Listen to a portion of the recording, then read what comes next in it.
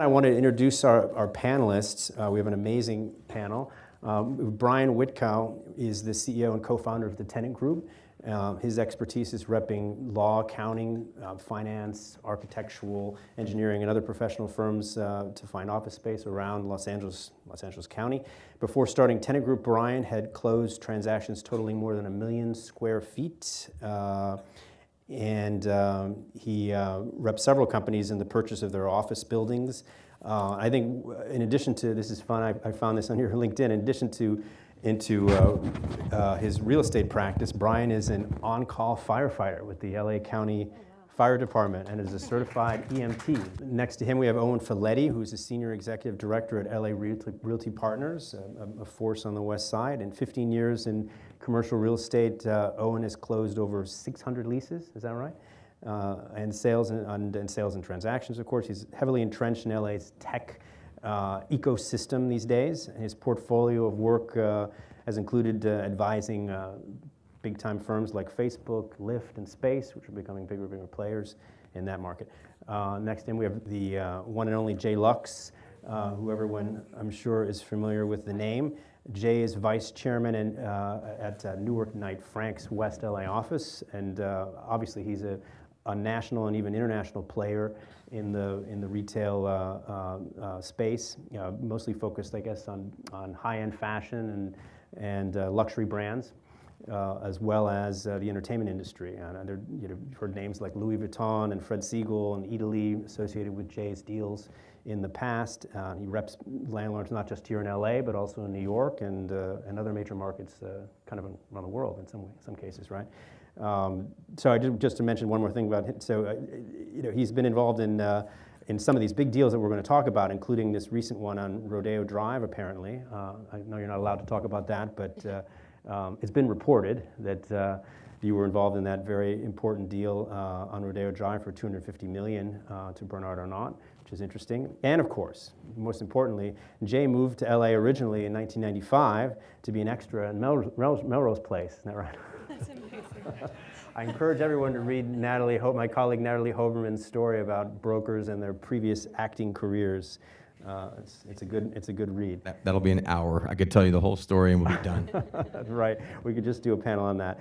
And then finally, last but not least, Elizabeth Clark on the end here is recently joined Pac Union after a career at Marcus & Millshep.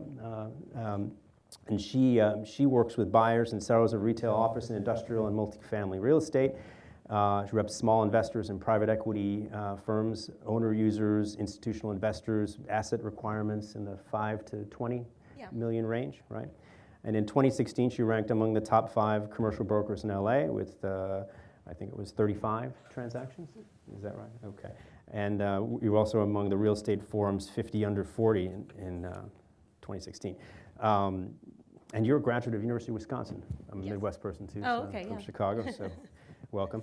Okay, so let's get into it. I wanted to start out the panel by maybe asking Owen to talk a little bit about what some of the hottest submarkets are right now, especially when we hear about creatives and what they're looking for. Maybe you can give us an overview of what you're experiencing. Sure. Before getting into that, I think just to see a quick show of hands based on the audience, just SurveyMonkey is doing their IPO today, so we'll give an ode to them.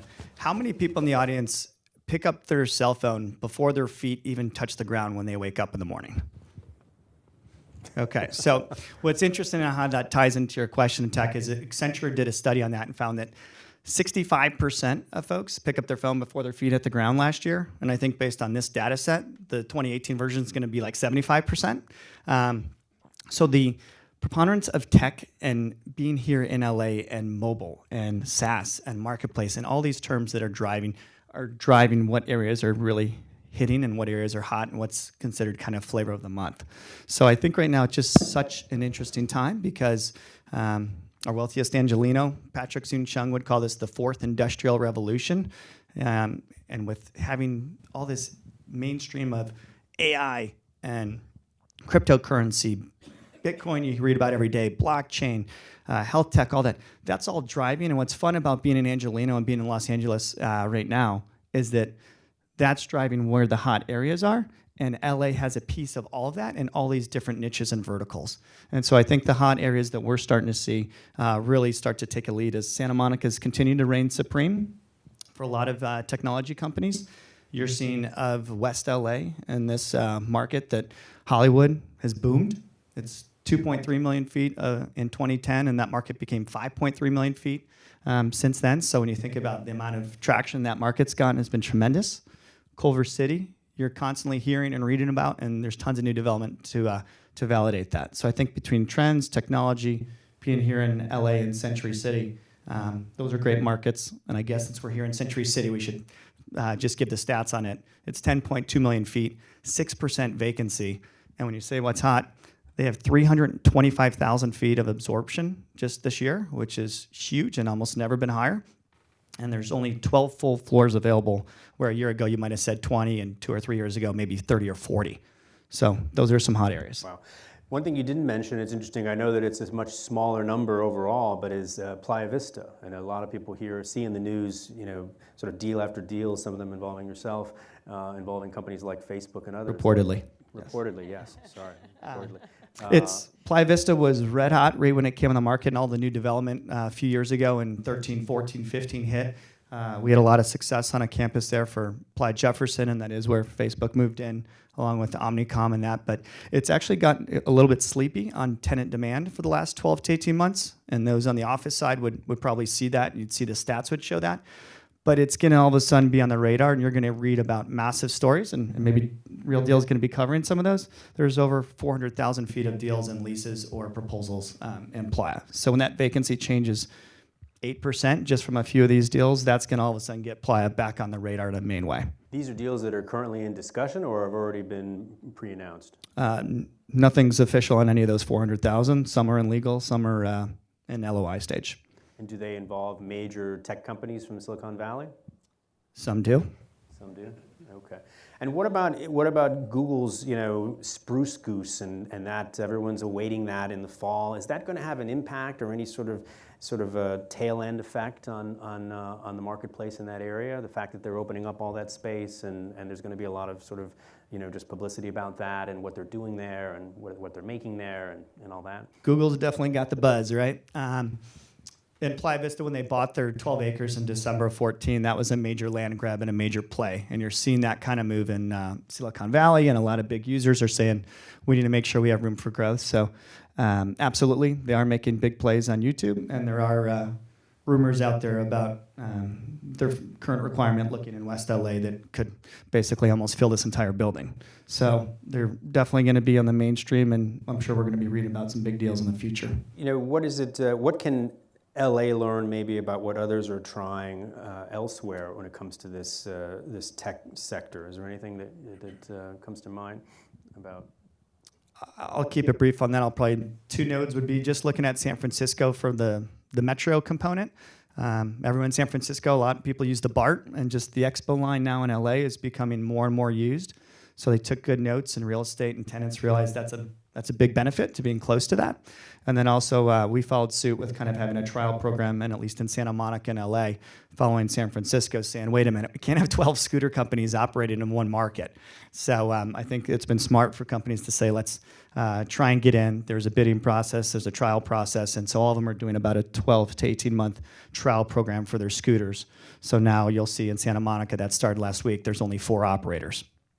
Right. One thing I want to throw in on that just occurred to me is transportation. I mean, is the transportation aspect of getting around these areas going to impact how much they can continue to be hot, let's say, and continue to, the fact that there's going to be choking traffic in Playa Vista soon, it feels like, in that area, in the Marina and Playa Vista area. Is that something that you discuss at all with any of your potential clients? Brian, are you hearing that as like a mainstream piece and feedback?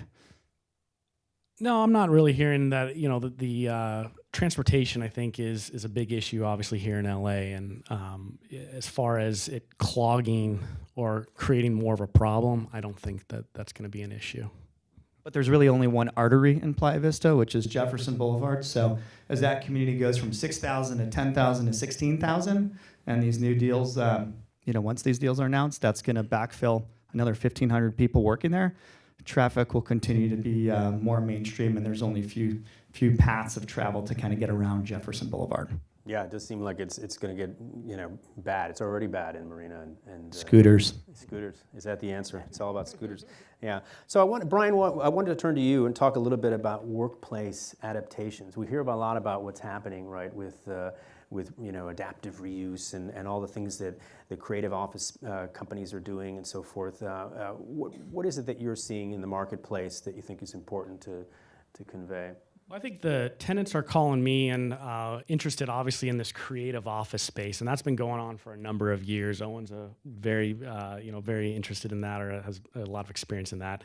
As far as the creative office space, I think it's transitioning, and where do I think it's going? Again, this is more of an opinion rather than what we read about in the news. Is more and more people I see, and a lot of my tenants, a lot of my clients, is they want to work from home. They want to work from satellite places. They don't want to go into an office. They want to work from somewhere other than the office or be able to be mobile. And I think that is to be able to accommodate those needs within companies. I think is a huge step into what we see as being the next workplace environment. Obviously, amenitizing. We already have buildings and spaces that are being fully amenitized, but even to more so to build an environment that is similar to what is around their house, or to accommodate them and their needs, in their daily life. And I think to add on that, it's just when you see office space being used in an extension of a company's brand, it's just never been more important than it is now. So now, our industry, it's just so fun to be an advisor in that field to help companies recognize different workplace strategies. But it's a recruitment war. It's all about recruitment and retention. And when you look at the studies or Labor Bureau statistics or wherever, they'll tell you that 50 to 71% of all employees are looking for a new job, which is crazy to me. That's so high. So how do you keep them? How do you manage attrition? And so now thinking about all those elements of picking up from some of Jay's clients of like hospitality vibe in lobbies, and open up the kitchenettes, and a little more of the indoor-outdoor connectivity, or biophilia, which is having kind of that natural green vertical walls in your space, so it has a better energy to it. Those are all things. Nursing rooms for moms. I mean, there's all kinds of different amenity and casual collision spaces that architects are really doing a good job now, I think, of hitting home. And the model of the open plan is changing. That's part of the next generation office designs that we're talking about, those kinds of ideas. Yeah. Yeah, I think very much so. A lot of us here in Century City, you saw Westfield when they moved into the towers here. They did much more of an open plan, and a lot of companies adopted that. And I think what we've learned now in hindsight is just the pendulum used to be private office and not so dense and big spacious offices for folks and professional services. Then it went way open plan, and we realized that just went too far. So Elizabeth, you talked on that first panel, just what were you looking for with your team and the kind of space and collaborative space, energy. And so now we're seeing that hybrid model where it can't just be too open plan, because I can't tell you how many tours I've gone on looking at space, and it's a big open plan, and you got 40 people with headphones on and no one's talking and collaborating. You go, I don't know if that is absolutely the right solution. So a hybrid model is what's coming next. Yeah, I think Owen is right on about that. That I see my clients who have these open spaces are basically a lot of the people that are working there are working satellite. Now they have all these hotel desks that are vacant and empty, and now they're either subleasing it out or licensing it out, almost turned into like a WeWork type of environment. I think they probably took down too much space, and I kind of think that's where we're going in the next phase.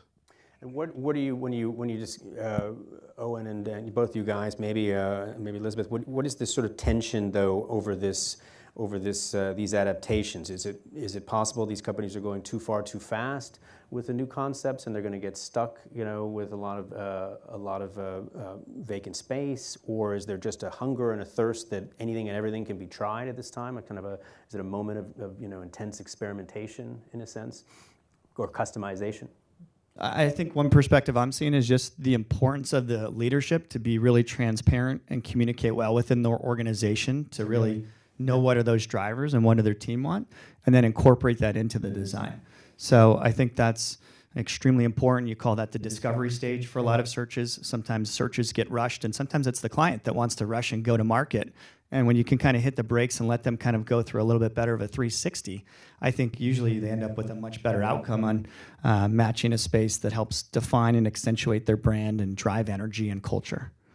Right. But how is all this sort of impacting sort of market fundamentals, the co-working phenomenon, if you will? What do you think, Brian? I think the co-working phenomena is way to an abundance. I mean, we have so many different co-working companies out there. Convene is partnering with Brookfield and WeWorks and all the different ones. I'm not even going to go through. I think there's just so much of it out there. And eventually what's going to happen is, these leases are, just let's take WeWork, for example. They sign these hefty duty leases. Granted, they're well-funded. They're doing great. But what's going to happen in the downturn of the market is my question. And where are all these companies, small mom and pop or small tech companies or whatever that's occupying these WeWork spaces? They're going to have to, either fold shop or, pay the hefty WeWork fee. And then WeWork's got to pay these hefty leases that they sign, 10-year leases with, $100, $200, $300 build-outs plus. And so something's going to have to give a little bit, and it's a question of what's going to happen with all that co-working space. What do you think is going to happen ultimately? I think it's going to be, we talked about it. I think it's going to have to be absorbed by the landlords, and to some degree, they're going to have to partner up with some of these co-working ventures, whether it be... And that's new. That's only in the last 12 months that you're starting to see co-working operators partner in certain scenarios. So a Convene will do maybe a lease at Wells Fargo or down in their Figueroa location, but another location could be a partnership where the landlord actually gets the upside. You're seeing different landlords start to do that. EQ and Equity Office did that recently. So you're starting to see a shift in the model, and now they're going after a different business vertical and segment of the medium-sized businesses. So that's going to be a disruptor. But when you look at these locations, like, has anyone here been to, how many people here have been to a WeWork of any? Okay, so that's the vast majority, whether that was a meeting or camping out or an office. It's becoming not just a trend, but this is here to stay, and it's changing the game as a disruptor. But we're finding some tenants get really good utility where, an example would be Mac, my partner here. We represented a tech company based out of Venice, and they said, we've evolved, we're 50 people, we're trying to look for space, shorter term, we need some flexibility, but we think we're growing, we're raising our Series B round of about 10 million. And so we looked at the market, looked at subleases, had some good options, and then all of a sudden, the situation, as in real estate happens, it becomes more fluid. He said, Owen, I know we're close on this other thing, but actually we're having some strategic conversations. And so we kind of read between the lines quickly of he couldn't commit to even a 2-year scenario or a 3-year scenario. So this is a 50-person company that's growing. What solutions are out there that could meet the criteria, the location, the drive of that? So ultimately, these guys anchored. We work at One Culver, and they have over 50 people. We got the top section. They've got their own private balcony, tons of flexibility. We negotiated hundreds of hours in addition on conference room space. And while their strategic conversations are going, their CEO couldn't be happier that these guys have total flexibility. And however those conversations evolve, they're not locked into some 2 or 3 or 5-year lease. What do you think, Elizabeth? Are there those kinds of discussions you're encountering with people about that need for flexibility or not being locked in? Well, it's a little bit different in terms of my business because I'm on the kind of the front end of, I sell the property that is the ugly duckling that's going to end up being the property that they ultimately lease. But I can speak to the fact that we are seeing investors still very bullish in this market in terms of looking at this product type. So it's probably going to create even more, inventory in the marketplace, and we're seeing them expand into new areas as well. I mean, Glassell Park, Cypress Park, they're viewing those areas as less expensive than downtown Los Angeles, and they can still get a decent rent. And they're buying it at $350 a square foot going in as opposed to thousands. Mm-hmm. Interesting. But are they, when you say that they're looking at this same area, what are the kind of requirements? What are they thinking is important about, finding these, selling space for these kinds of companies? What are they looking for in these companies to provide? From what I see in terms of, in terms of amenities that we're looking for, I mean, I'm usually not part of the part of the chase for the tenant. But one conversation that came up is where's everyone going to eat? Transportation is extremely important, as they mentioned, being close to freeways, being close to the metro, and then parking is one, but they'll do without parking if they find the right building and figure something out. And then restaurants, where are they going to eat? Are my employees going to like this neighborhood? Are they going to feel like it's not too transitional? Interesting.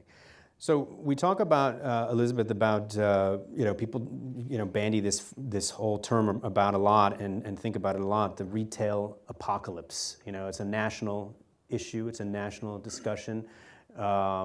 Jay knows a lot about that discussion as well. But what's your feeling and what's your experience with that? Is it real? In my business, in my focus, which is Los Angeles, strip centers, street retail, we're just not seeing a huge scare in the marketplace. If I was in Ohio selling, a Target or a big box retailer, I think it would be more of a discussion. But I feel like in Los Angeles, the bigger spaces obviously are a concern. And, a lot of times the discussion we have when we have, a listing that has 40,000 square feet with only 5 years left on the lease is, okay, we'll just convert it. We sell it saying we'll just convert it to creative office. That's your play with that property. But with the smaller centers, we're just not seeing in the L-shaped strip centers and the service related and in the trendy neighborhoods, we're still seeing tenants come out of the woodwork. And a friend said to me once, and it was a perfect example, he says, I use Amazon to buy everything I don't enjoy buying. So he said, that's the only reason I do it, but other things that I enjoy buying, I still go to the store to purchase. And so I think just given the location and the demographic, location, it doesn't hurt us as much. I haven't seen a huge scare. Now, Jay may be able to speak to it. He's at a different level in terms of high street Jay retail. probably bought 3 homes this year, so I don't know about retail apocalypse. But. So but from what I see, which is more, it's not the high street retail, we're not seeing an issue with it. Interesting. Jay, did you want to weigh in on this? Because obviously Sure. you're in the heart of, in the thick of it, at the high end. And Absolutely. I think it's something we're all living together. I would say that. I mean, I'm deep in the middle of it. But we're all seeing it happen. The music business changed. The book business changed. Basically right now, we're witnessing a major change in our lives. That it's going to set pace for the years to come. We're in it now. People are going to be talking about this in years to come, about what we're all experiencing. Right now, it's cool to do certain things one way. Can you imagine in 15 years, it'll be cool to print photographs again? Or do things that right now, the younger generation's creating this cool factor, and all of a sudden it's going to become different again at some point. But we are in a scary place. I mean, we're having to work extra time behind the scenes, almost like a doctor does when they fix a patient. I mean, we're doing our own job of still calling and bringing tenants and showing them around and then talking it out with them and trying to save an industry. And with what's happening, there still will be great brands that will develop, while we're sitting here now, somebody smart is creating a retail brand that will become great, and it will be everywhere, and it will be on Instagram, and it will be talked about on the TV shows, and you guys will write about it, whatnot.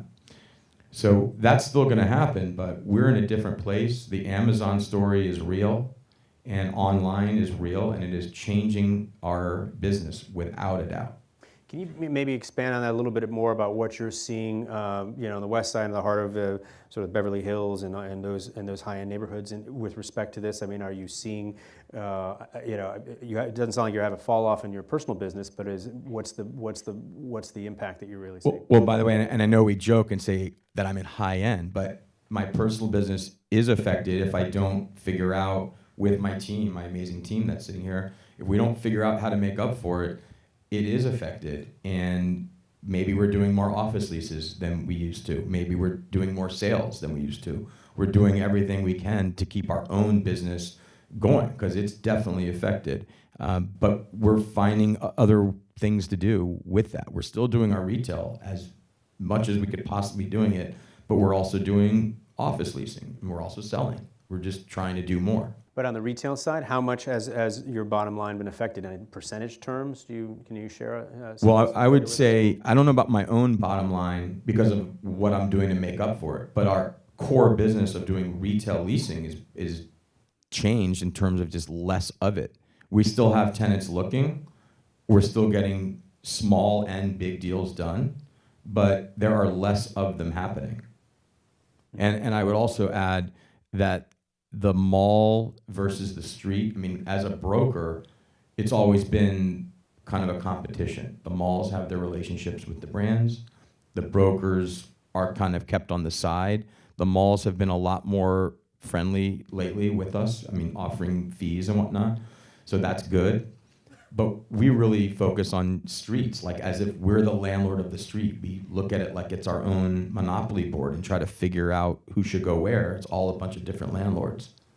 And what streets are being affected the most in Los Angeles that you've been a part of? Well, every street is affected. Jay either always from- has Boardwalk and Park Place. He always. But funny enough, those keep things going, and those are the big deals that keep us really, you know, if we close them, it's great for our personal business, but we're doing so many more of the smaller deals that you wouldn't realize. I mean, I'll give you an example. If you look at Beverly Hills, Rodeo Drive is probably better than it's ever been, but there's only so much to do on the street. Then if you go over to Cannon Drive, which is a restaurant row with hair salons and some retail like James Purse and Aloe Yoga, that to me has the chance to go way up. Because maybe it's the Melrose Place of Beverly Hills, let's say. It's where people want to hang out. It's where they want to see each other. It's where they eat and get their hair done and shop. It's cool. It's a hangout. It's whatever you want to call it. And that's a street I'd say could be on the up and up. Beverly Drive has very high rents, and it has the potential to go down or up, depending on the brands that show up. It probably will continue to be strong because as a whole, LA is getting so many unique brands. I mean, we're very fortunate in LA because it's Hollywood meets fashion and entertainment, because social media is so important today. And I hate to say it, but Instagram and whatnot is hugely important in fashion. So we all joke about it. It's not a joke. And if you can come to LA as a brand, be on Instagram, in social media, in the right location that eyeballs see, not just tourists and locals spending money, but people seeing. That's a huge thing worldwide, that we have that here. That's a plus that LA has, that even New York City, as amazing as that market is different. It doesn't have this little mix of fashion meeting Hollywood, and brands that take advantage of it explode, and that happens in Los Angeles. What do you mean by that? So you're saying that the fact that you're on Instagram helps promote your product, but that it's also tied into the sort of Hollywood nature of being here, and that people want to go to those locations because they see something on Instagram that they want to connect with?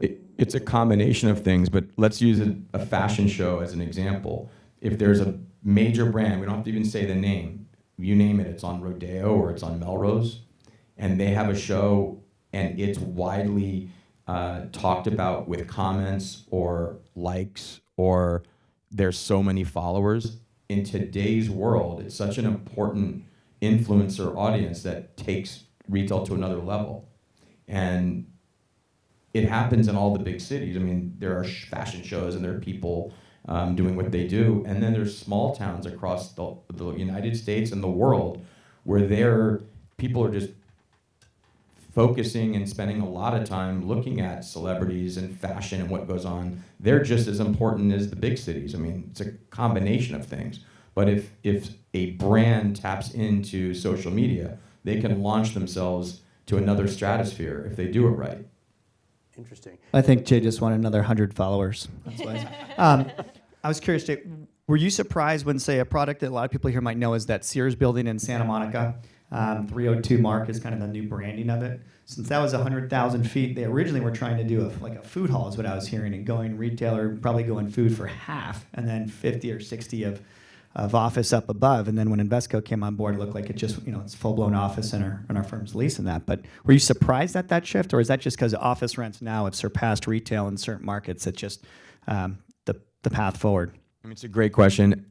First, I would almost back up and say they may want the food court, but if you're Invesco or you're a major owner of a property, you do need a credit tenant for something that size.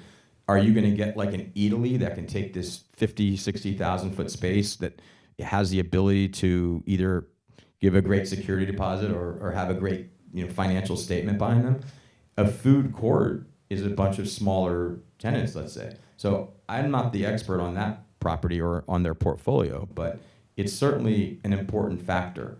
Like, are you going to just lease little individual spaces to all these different franchisees and people, or is one person going to take it all and sublease it? Interesting. So just to finish, Jay, with you, what else are you seeing that's coming down the pipe? And we read these deals about Bernard Arnault, and is there some grander plan at work, with him? And what is he doing on Rodeo? I'm not going to speak specifically about deals there because I just can't, unfortunately. But I won't. But I would say when somebody like him owns a brand or several brands, they are controlling their destiny. They're going to maybe buy a building instead of leasing it because a lease comes up 10 or 15 years later. And at that point, you don't know what the landlord's plan is. Maybe it's just higher rent, but maybe it's they want to develop. And maybe you get kicked out, even if you're the best brand in the world. So by buying a building, you can control your destiny. So people like him and there are other brands. LVMH has bought on the street. Chanel has bought their building. Hermes has bought their building. So the brands that are able to are actually doing it in these cases. And that's what's changed and interesting. You've never really seen that except the last 5 years. In 2000, so 18 years ago, Cartier, where they are on Rodeo, the parent company, Richemont, did buy that building, which what looks like a cheap deal at this point. It was a lot at the time. It was $20 million. Now that would be 140 or 50 million. And they did buy their building. So there's a little bit of a disconnect between those who can buy and lease. If you want to get the highest rent, it's not as easy. But if someone's capable to buy the actual building, there's no more rent being paid, essentially. They own the building now. Wow, fascinating. Jay's only doing sales now. Only doing sense. Fascinating. I wanted to turn quickly to downtown and talk about a huge phenomenon that we see at the Real Deal that's been happening across the city in terms of the transportation area and that sort of transit-oriented communities concept. Elizabeth, you want to talk a little bit about how that's impacting development deals, that you've been... Absolutely. I mean, TOC came out about a year ago, and overnight it transformed the development landscape. And to give a very basic example, a 20,000 square foot lot previously, if it was C2 or R4, which is considered very desirable zoning, you could build 50 units. After TOC, you could build, if it was tier 3, 85, if it was tier 4, 90. Now, obviously, you have affordable, so there's a blend, but pretty much overnight, the property's increased in value by about 30 to 40%. And there has been this huge rush to identify those properties and purchase them. And there's been, most of the conversations I have with owners or developers is we're looking at a site, and some of them, there were properties that we had listed and they were entitled. And the question was, do we scrap the entitlements and then listed as just raw land since you can put so many more units on the property? And it's really been a balancing act in terms of what's been going on there. From what we've heard in the marketplace, there's been a 25% increase in file submissions to the city, which is creating a huge backlog. There are people go both ways. For example, we're selling a property right now, and we scrapped the plans and we went out with TOC. And then we found in the marketplace that every single buyer that came to the table wanted the normal development, what you could get under normal development. So we switched it back, and it went like that. But then what we're also hearing in the city is, one of the parking is a big issue, and people are saying, do you take full advantage of the parking requirements because it may devalue the rent that you're going to get on the back end. It also may devalue the building if you only have 0.5 parking spaces per unit. But what we found is about 15% of the properties that are being submitted are taking advantage of the fact, and they're focused on the fact that they're near Metro, and they're really relying on this new wave of scooters and Uber and Lyft as the form of transportation that they believe that the tenants will ultimately use. Wow, you say 15%, you say? Yeah, it's about 15% are going, using, it's about between 10 and 15% that are using the full benefits of the program. Any evidence that there's any abuse, overuse by developers? I think there's just so much coming down the pipeline, and you already get, there's rumblings that there's going to be issues with Coastal Commission, there's going to be issues with state regulation. There is just a huge backlog. One issue that has come up on a lot of sites is if you have a high density site and you have low density behind, you have to basically create like a waterfall building and have a transitional height. And we've always had that as a negative on a lot of the sites that we've sold. However, we've heard about 30% of the properties that are being submitted are doing a waterfall, what we thought was going to be a negative in the marketplace. One of the hardest things to really gauge as it comes to TOC is it's still fairly new. And so the comps aren't out there to say how much of an impact it's made in terms of purchase price on properties. But what's your sense of what you're seeing on the ground as to whether it is or not? I mean, people is still very bullish. People are still very bullish. And you're getting a cross between people who believe that they need to have parking for their tenants and they're not taking full advantage or not building out to the max. And then other people are saying, go with it. Just build as much as we can and really maximize the rent. There's really I hear it from both sides on a daily basis when people come to us and say, okay, we're doing this project. What do you think?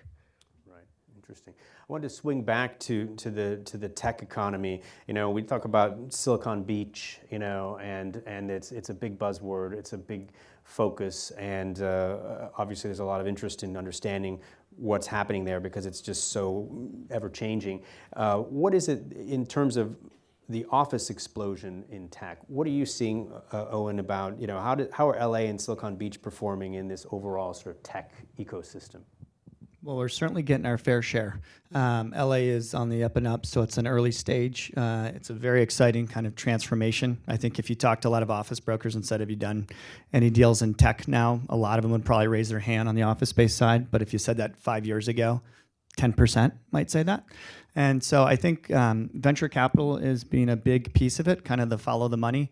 There's been almost double the amount of venture funds here in LA over the last 3 years. We're seeing a big influx, as Los Angeles is highly desirable from VCs. San Francisco's priced a lot of people out, a lot of companies out, and a lot of ventures starting to say, you know what, let's actually expand or let's relocate or consider Austin or Seattle or LA or New York or Boston, these other tech hubs that are forming. So, but U.S. is actually losing share from a venture side on a global, which is kind of interesting. If you ran a study and said how much VC or venture-backed money 20 years ago was invested in the U.S., 20 years ago is 90%. 10 years ago is 80%. Today it's only 50%. So I think that you're starting to see shifts and changes, but LA is really becoming a market leader in a lot of areas, and we're anchoring on we're in CAA's theater, so we're anchoring on this entertainment content creation piece. The Netflixes of the world are really driving a lot of markets, and that's great for the area. The Snapchats of the world are, that's great. And what we're seeing is some people spin off, and just last week we got a call of someone spinning off from there for a new venture. So I think we're going to keep seeing more of those case studies.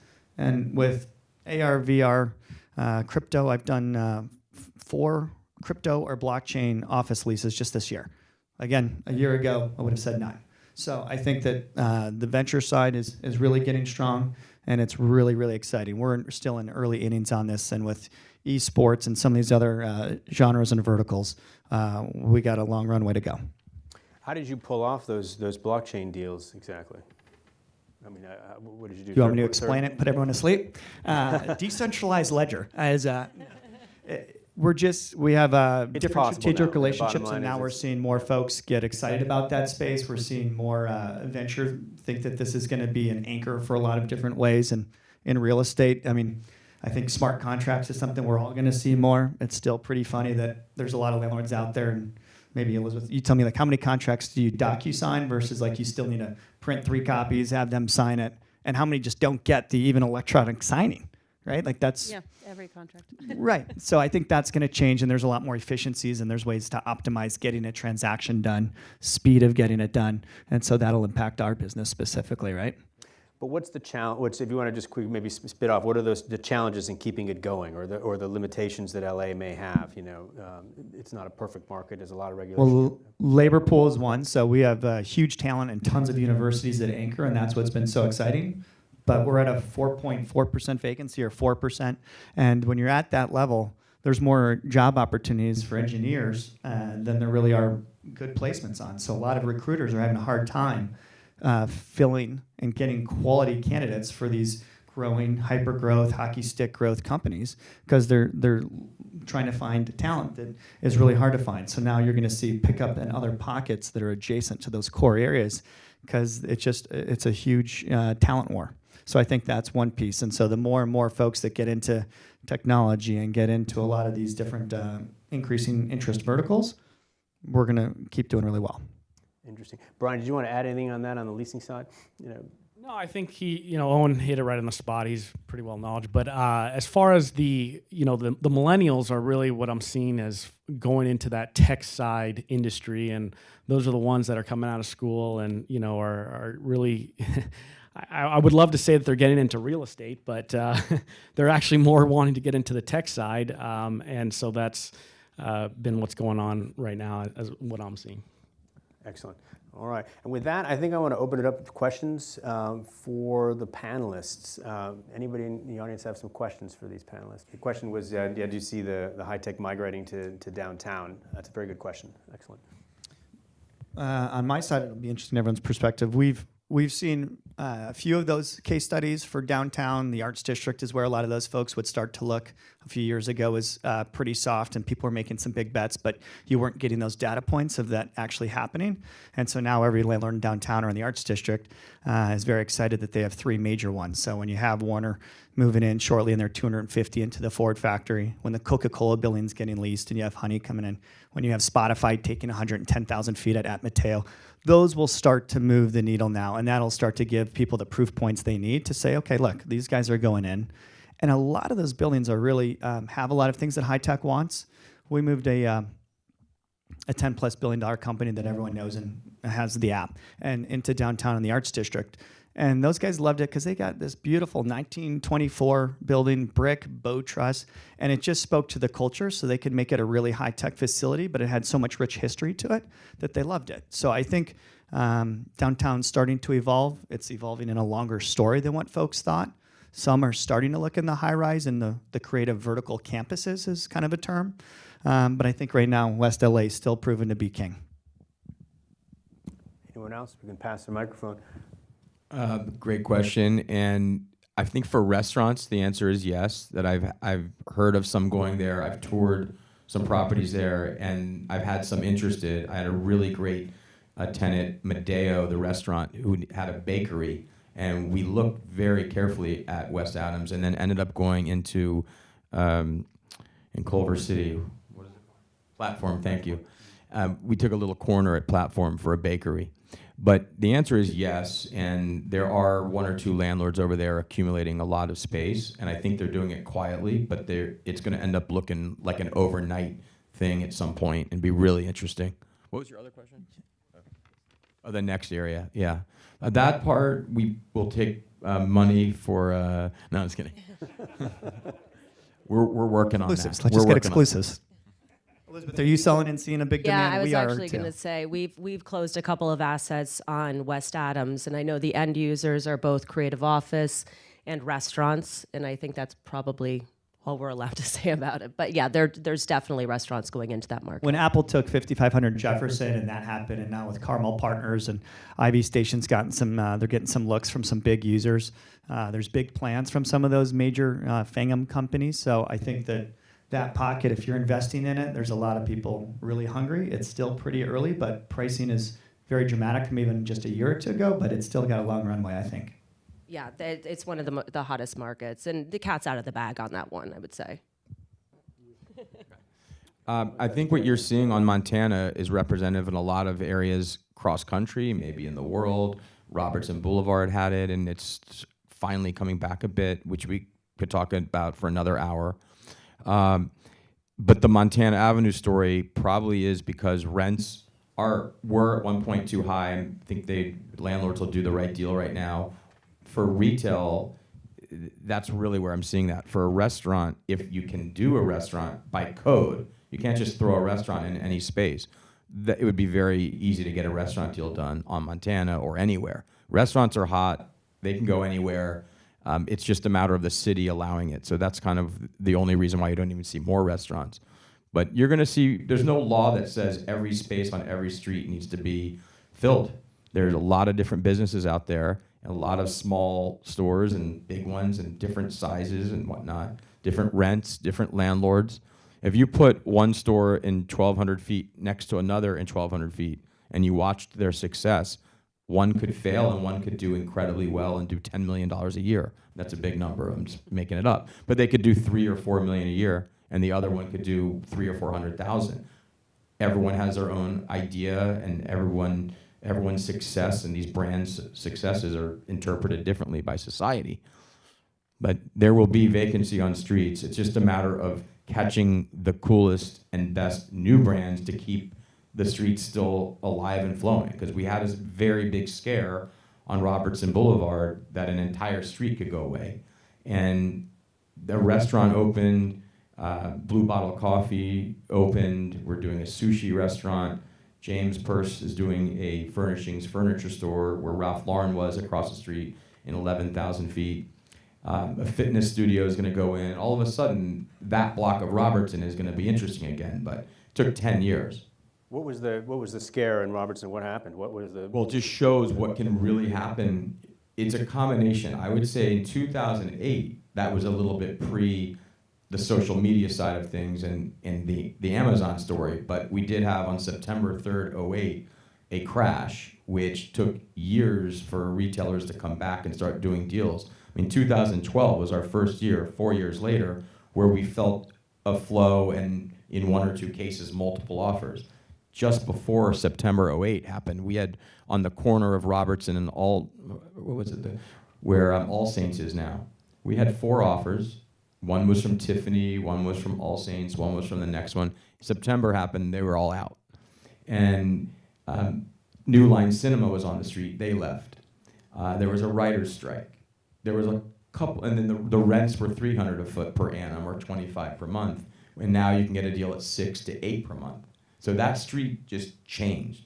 But with it, and 10 years later, there's action happening again. It's not as good as Melrose. I mean, Robertson and Melrose are very similar, so I'm just going to use those as an example. But Melrose is the hotter street right now. But if you go to Robertson, you can get a cheaper deal, and now there's some great brands and restaurants showing up. So all of a sudden, we are now seeing people wanting to go next to James and across from the Henry restaurant and into the Robertson Plaza where the Henry is and where Blue Bottle is. Now, that many years later, if it's good enough for that tenant, it's good enough for me, you'll start to see that street get better. It'll still take 2 more years, and then we have to worry about the block below. Could take 5 more years. I mean, that will be a 15-year process to get a street back to where it's healthy. Great turnaround story. Anybody else? Here, sir. Well, the whole expression that everyone always hears a lot is kind of the live, work, close by and eat everywhere around. And that's going to be constant. I think for creative office users, a lot of those folks generally prefer low-rise campuses that are highly amenitized. And if employees are within a reasonable radius, a couple of miles kind of that office, that tends to be 50 or 75% of their labor force from it. So it hasn't been huge. I think for the really small or early stage seed startups, you see that live work piece, and more in Venice. We're a 5-person company, we're a seed stage, or we have a couple angels behind us and did a friends and family round, and we need to find a place that's cool, that's hip, that you see that conversation happening. But as companies start to evolve and have a bigger balance sheet, we're seeing that they're trying to look for more the overall total package when they think about their office process. I have one. Just last question then. The cannabis industry, guys. How has that sort of growing and now more legal industry created new opportunities in LA and Southern California for commercial and office space?